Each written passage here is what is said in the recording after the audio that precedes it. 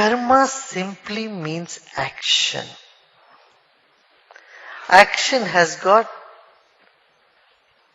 three forms. One is the latent action, that which is going to become an action, and action itself, and then impression of the action. It is the desire to act itself is a karma. Means the seed of action. Seed of action is the latent karma. Action is when the seed has sprouted, become a tree. And the tree again becoming another seed is the impression of action. Because impression of action gives rise to more action. So karma simply means the strongest impression in the mind and the action that it has propelled and the impression it is going to produce on the mind in the future. So the whole universe is full of karma. Means every cell of the body and every particle of this universe is filled with action. Means there is dynamism virtually everywhere. There is dynamism virtually everywhere. Every particle in this creation is full of dynamism. And so this universe is filled with karma. So when we normally speak in the language, I want to get rid of karma, we simply mean we want to get rid of the impression. Certain impressions we would like to have, certain we don't want to have. That is what is good karma and bad karma. The negative impressions are those which cause us pain and suffering. The positive impressions are those which gives you happiness and joy in life. So good karma means you have lots of good impressions in your consciousness. Because that only gives rise to that type of fruit in your life. I have lot of bad karma means lot of negative impressions in the mind, the consciousness. And how do you get rid of the negative impressions? By relaxing, by meditating, by doing pranayama, breathing techniques. All this would help to erase the negative impressions. But will it also erase the positive impressions? No. The positive impressions remain because it is in your very nature. See, when you are absolutely relaxed, you will have your positive qualities. But what you will not have when you are absolutely relaxed, when you are in yourself? The negative emotions you will not have. Negative impressions does not remain there. Right? But the attachment to a positive impression is also have to be gotten rid of. Because that also limits you. Nirvana is not just getting rid of negative emotions. It is also freeing yourself from the positive impressions as well. See, when we attach ourselves to the positive emotions, the positive impressions,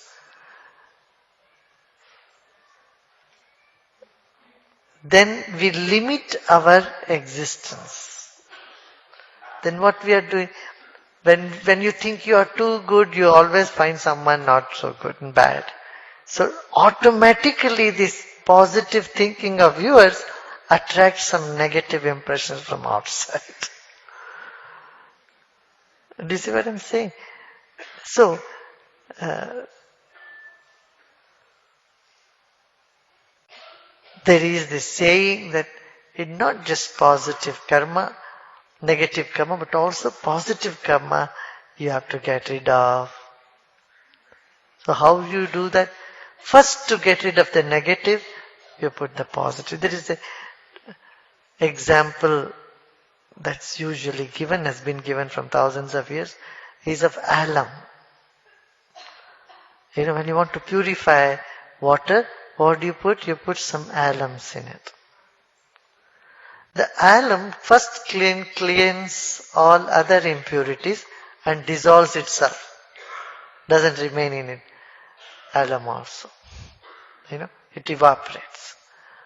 So similarly, positive impressions, karma is essential to get rid of negative karma, but then you are getting out of the positive also. I would give you an example of soap.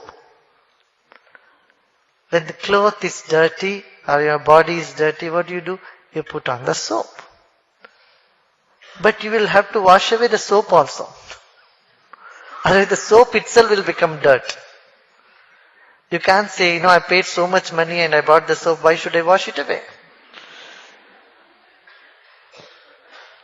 I paid so much money and bought shampoo, I would like to keep the shampoo on my head. No. Purpose of shampoo is to remove the dirt, and the shampoo is also gone. Right?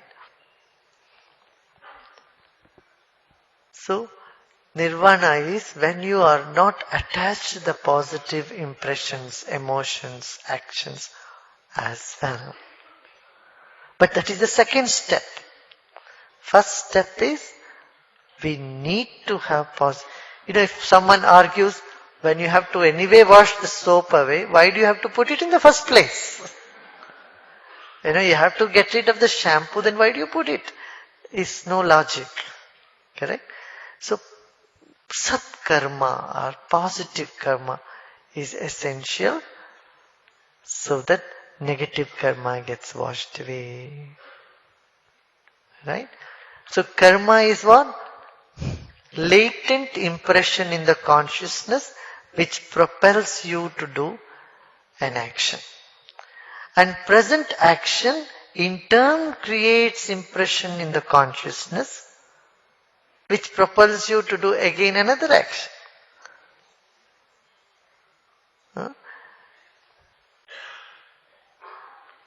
So the impression of action and its impact is all called karma. Got it? And this whole universe is full of impressions. And the skill is to live in karma yet not to be affected by it. This is what is yoga. In Bhagavad Gita, Lord Krishna says it in a beautiful manner. One who sees action in inaction and inaction in action is the most intelligent of all men. All men, women both. Means what? You see, there is so much activity in the depth of every action.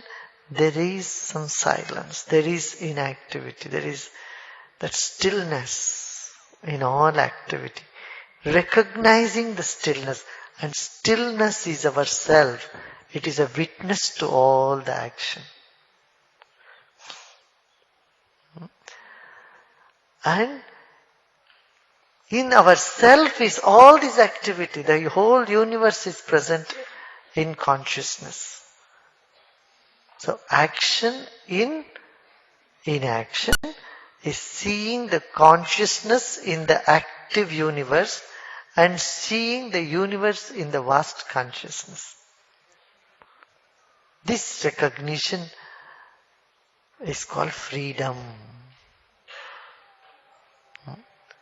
Freedom doesn't mean stopping action.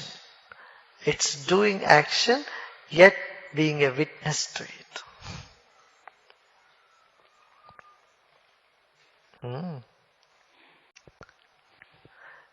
Another example for this would be a baby taken to a pediatrician, and the pediatrician gives a prick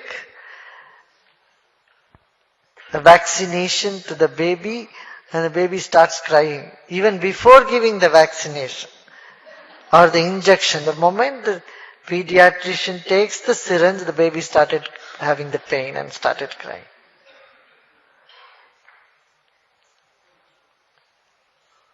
On the other side, a mature person going to a doctor, smiling, laughing, and ask the doctor to give me a prick, it's better. I don't want to gulp the tablet, give me an injection. So even injection is being given, he's just smiling and talking. Not that he's not having pain, the pain is there, but it is next to nothing. Yeah? That same way, we have to keep acting, yet not get attached to the action. See, in our day-to-day life, there are many actions which doesn't give us impressions. Like every day you brush your teeth, you have your tea, you eat your food. But those things doesn't become a big impression.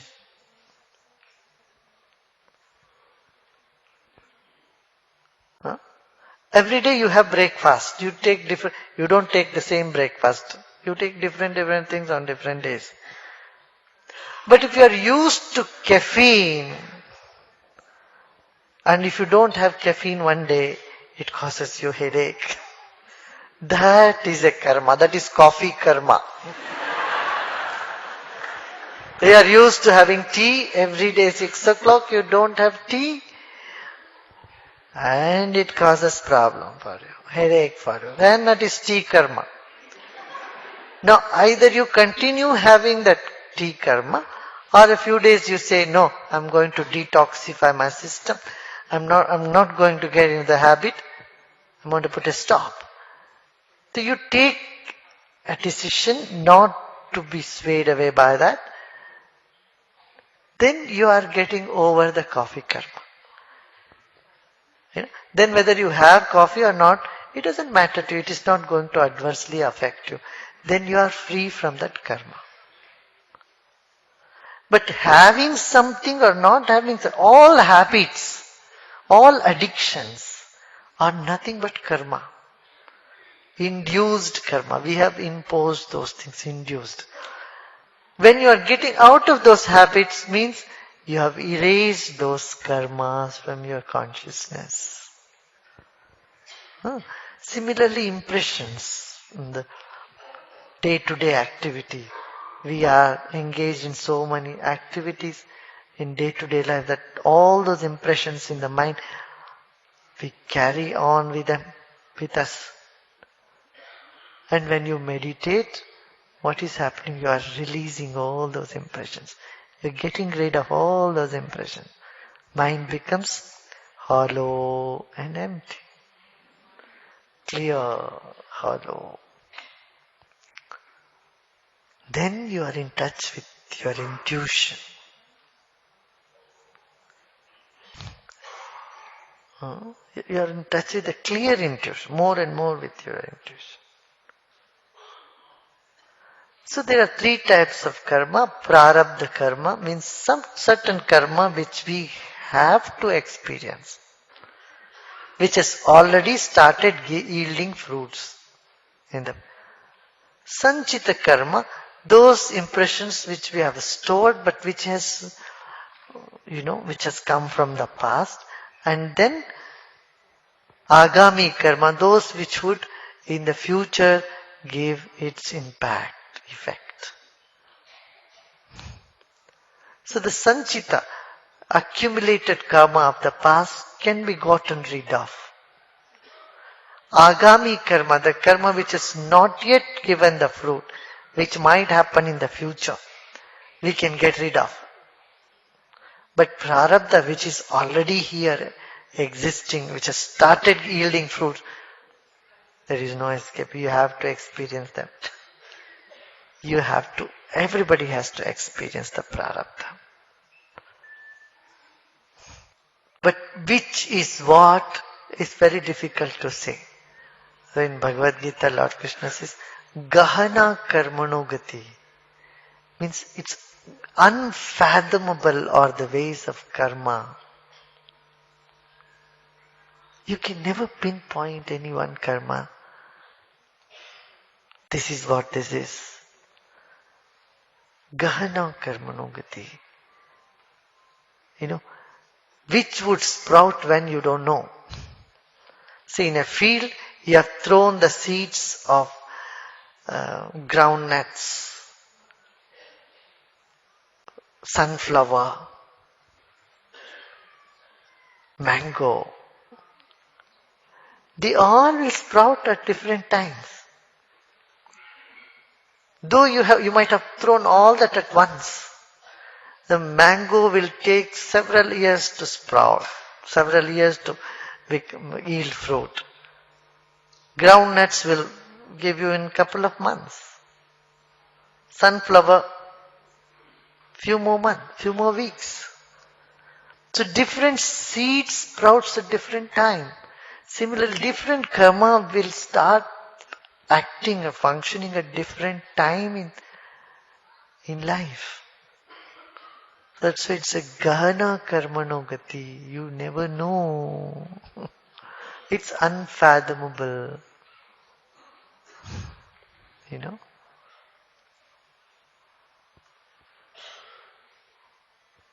And the final word of Lord Krishna is, don't worry about it. Don't worry. Just do what you have to do your duty. Act and don't worry about the result of the fruit of the action. Just relax. That advice is very, very good. This is even the most learned are confused when it comes to karma, because gahana karmano gati, unfathomable are the ways of the karma. And there are various levels of karma. Individual karma, there is a family karma, there's a very family DNA. DNAs are all nothing but karma. Impressions, particular DNA, our genes are part of karma.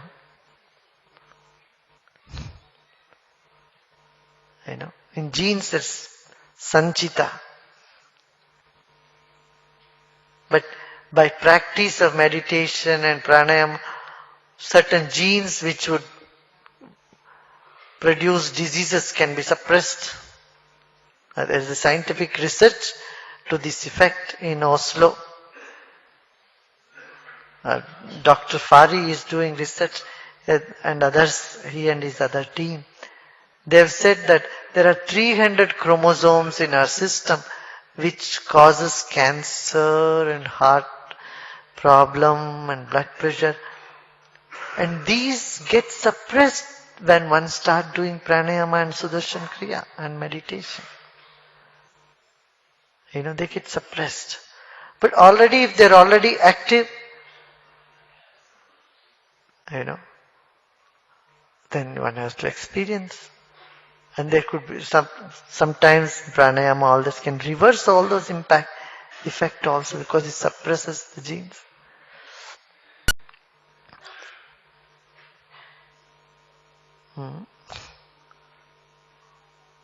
So, unfathomable are the ways of karma.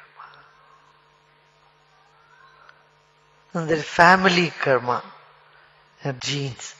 And then there is collective karma of a city or a village or a town. And nations do have karma. It is very interesting. From a bigger perspective, it's so amazing to look at the play and display of karma.